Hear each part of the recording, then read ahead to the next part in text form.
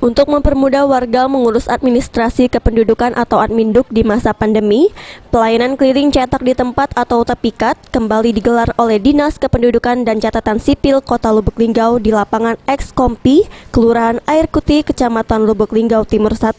Dengan menerapkan protokol kesehatan, satu persatu warga yang datang dilayani oleh petugas. Semua pelayanan kependudukan dapat dilakukan pada pelayanan jemput bola ini kecuali cetak KTP elektronik. Karena alat cetaknya cuma ada satu, sehingga ketika sudah dicetak, warga bisa mengambilnya langsung ke kantor Disdukcapil.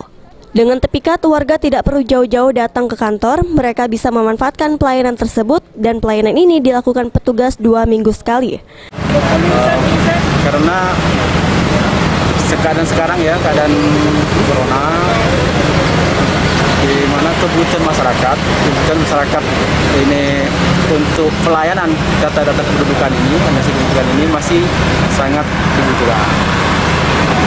Karena saat ini corona, masyarakat untuk menuju ke kantor Disdukcapil sangat jauh dari jangkauan masyarakat, maka kami yang mendekatkan diri ke masyarakat. Untuk pelayanan setiap harinya, masyarakat dihimbau untuk melalui nomor WhatsApp yang sudah disiapkan. Namun jika memang tidak bisa dan harus datang ke kantor juga tetap dilayani dengan protokol kesehatan. Tri Hajariah, PAL TV.